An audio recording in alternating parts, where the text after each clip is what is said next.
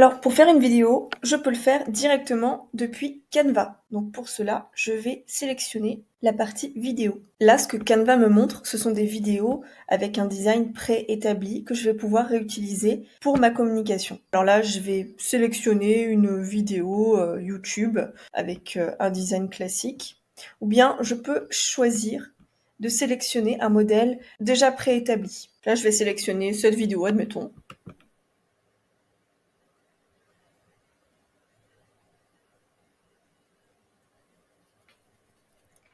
Et là, j'arrive dans l'éditeur de Canva. Ça se présente comme tout logiciel de montage vidéo classique. Là, on a la vidéo ici, avec les différents éléments à modifier si besoin. Ici, une timeline. Lorsqu'on met le bouton play, là, il va y avoir la tête de lecture qui va se déplacer tout le long, de gauche à droite, en fonction du temps qui passe dans la vidéo.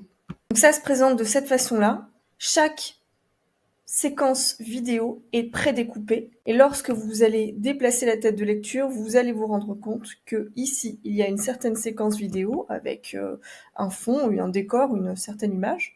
Lorsqu'on se déplace, le fond change, le décor change, l'image change, les textes changent. En fait, ça fonctionne un petit peu comme un support, un peu comme PowerPoint avec des diapos. Vous allez pouvoir modifier. Bien sûr, vos séquences peuvent être plus ou moins longues. Celle-ci, en l'occurrence, est plutôt longue. Donc comment ça se passe? On positionne sa tête de lecture et puis on va pouvoir modifier les éléments.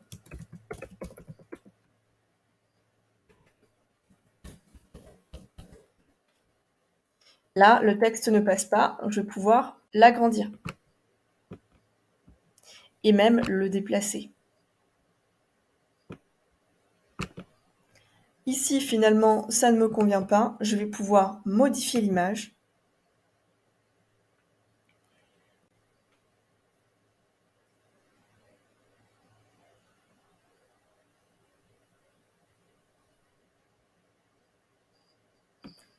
Je vais pouvoir y intégrer différents éléments. Ici, je vais rechercher une fleur de lotus.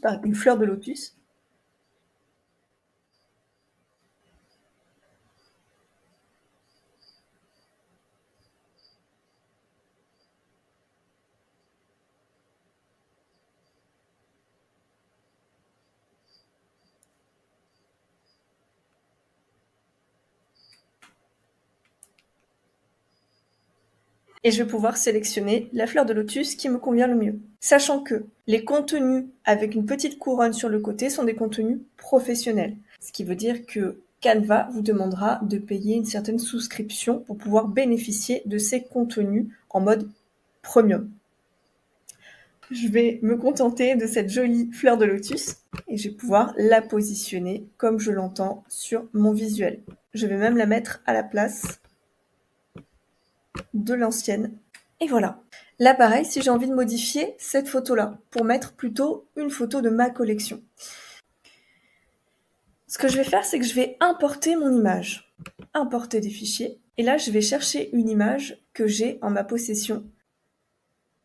Et c'est cette image-là que je vais pouvoir positionner après, ici, sur ce visuel-là. Ah, décidément. Là, elle est toujours en cours de téléchargement, mais vous pouvez tout de même la sélectionner et l'ajouter sur votre visuel. Donc là, c'est bon. La photo vient d'être téléchargée. On va pouvoir l'ajouter à notre image ici. Ou ici. Je vais zoomer un petit peu. Et si j'ai envie de changer, de modifier le prix, par exemple, je peux tout à fait le faire assez facilement. Là, pareil.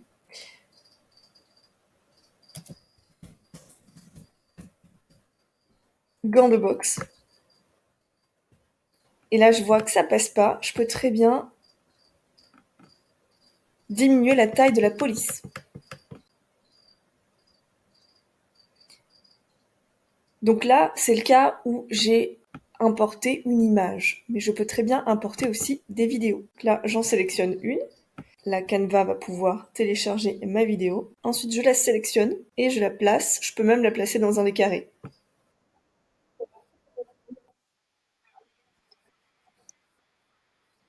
Et donc, ce qui vient de se passer, c'est que du coup, la timeline s'est ajustée par rapport au contenu vidéo que j'ai positionné ici. Donc, si on lit la piste audio, on se rend compte que ma vidéo va être lue en même temps.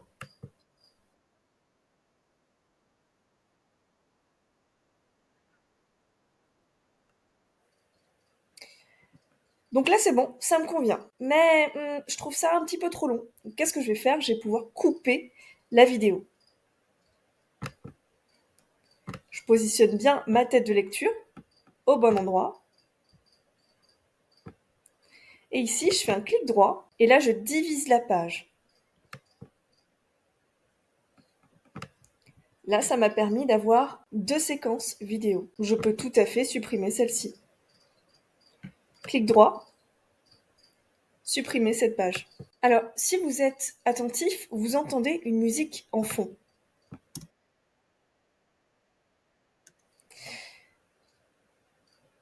J'ai la main sur cette musique. Je peux tout à fait la changer, la modifier, la couper, la remplacer.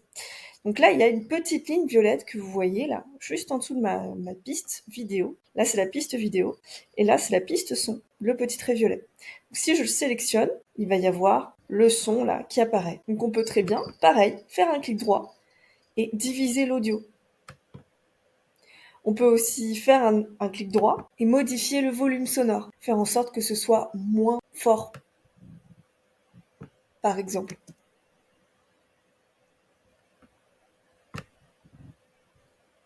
Là, on va écouter la différence.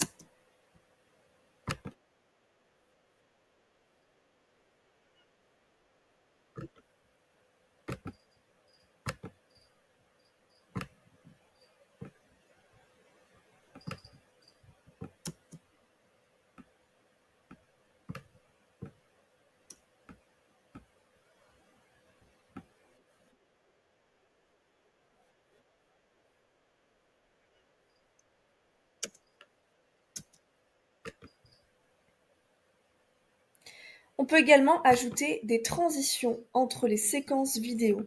Là, si je positionne mon curseur entre les 2 séquences, les 2 portions de la vidéo, eh bien, il va y avoir 2 possibilités. Soit j'ajoute une séquence entre les 2, je peux ajouter une autre portion de vidéo, ou bien je peux ajouter là une transition. Et j'ai le choix entre différentes transitions également.